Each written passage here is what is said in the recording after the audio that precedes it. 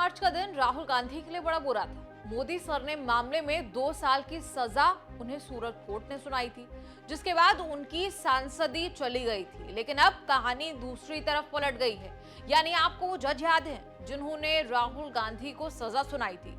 दरअसल वो अब खुद सुप्रीम कोर्ट के एक मामले में फंस गए हैं। ऐसा हम क्यों कह रहे हैं, आपको आगे बताएंगे। आप देख रहे हैं न्यूज तक, मैं हूं निधि तनेजा।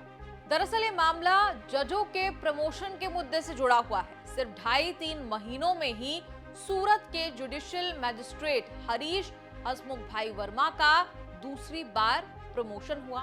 सवाल उठने लगे कि 2.5-3 महीनों के अंदर हरीश हसमुख भाई वर्मा को प्रमोशन क्या राहुल को सजा दिलाने की वजह से मिला है? इन्हीं सवालों के बाद सुप्रीम कोर्ट में एक याचिका डाली गई थी, जिस पर 8 मई को सुनवाई हुई। याचिका में गुजरात सरकार के ही 2 न्यायिक अफसरों ने 65% प्रमोशन कोटा के तहत हुए 68 जजों के प्रमोशन को चुनौती दी थी, जिनमें से एक है सूरत के जुडिशियल मैजिस्ट्रेट हरीश हसमुख भाई वर्मा, जिन्होंने राहुल गांधी को सजा सुनाई थी। बता दें कि सुनवाई अब पूरी हो चुकी है। सुप्रीम कोर्ट ने जजों के प्रमोशन के इस मामले पर अपने फैसले को रिजर्व यानी सुरक्षित रख लिया है। कभी भी इन जजों पर अब फैसला आ सकता है। अब इन 68 जजों पर आरोप क्या है वो सुन लीजिए। सुप्रीम कोर्ट में जिन अफसरों ने याचिका दायर की है उनका नाम रवि कुमार मेहता और सचिन प्रजापराय मेहता है। दोनों सीनियर सिविल जज काडर के ऑफिसर हैं और खुद 65% प्रमोशन कोटा के लिए हुई परीक्षा में शामिल हुए थे। गुजरात सरकार के लीगल डिपार्टमेंट में अंडर सेक्रेटरी रवि कुमार मेहता को 200 अंकों की परीक्षा में 135.5 अंक मिले थे। वहीं Gujarat state legal services authority में असिस्टेंट डायरेक्टर सचिन प्रताप राय मेहता ने 200 में से 148.5 अंक हासिल किए थे। दोनों अफसरों का आरोप है कि परीक्षा में उनसे कम अंक हासिल करने वाले जजों का जिला जज काडर में सिलेक्शन हो गया, जबकि ज्यादा अंक हासिल करने वाले कई उम्मीदवार छंट गए। वहीं अगर राहुल गांधी को सजा सुनाने वाले जज हरीश हसमुख भाई वर्मा की बात कर ले तो उन्हें इस परीक्षा में 200 अंकों में से 127 अंक मिले थे। दरअसल जस्टिस वर्मा को डिस्ट्रिक्ट जज काडर में प्रमोशन से करीब 2.5 महीने पहले 29 दिसंबर 2022 को ही एडिशनल सीनियर सिविल जज और एडिशनल चीफ जुडिशियल मैजिस्ट्रेट से चीफ जुडिशियल मैजिस्ट्रेट और एडिशनल सीनियर सिविल जज के तौर पर प्रमोट कर दिया गया था।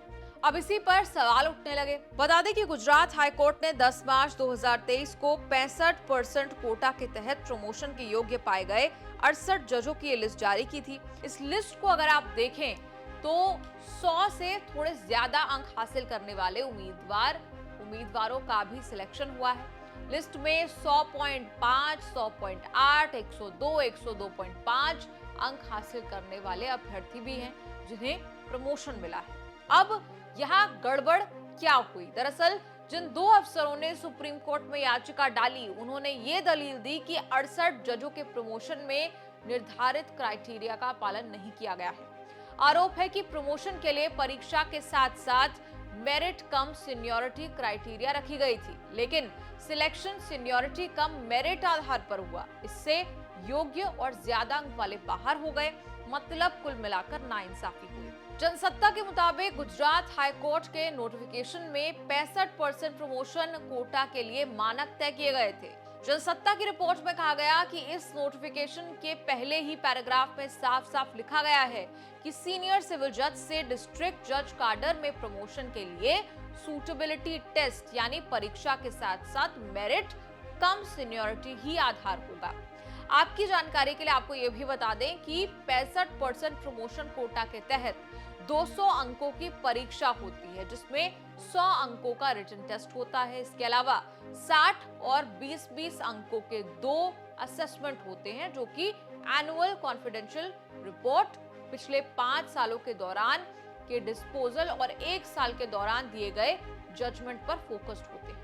अब देखना यह होगा कि supreme court Gujarat high court की इस सिलेक्शन लिस्ट को क्या रद्द कर देता है। अगर ऐसा होता है तो ये भी हो सकता है कि कोर्ट एक नई लिस्ट मेरिट कम सीनियरिटी बेसिस पर निकालने को कहे। राहुल गांधी को सजा सुनाने वाले जज का आखिर क्या आगे भविष्य होगा, ये सुप्रीम कोर्ट के आदेश के बाद ही साफ होगा। आपका इस पूरी रिपोर्ट पर क्या कहना है, आप कमेंट्स में लिखकर जरूर बताएं और देखते रहिए न्यूज़ तक।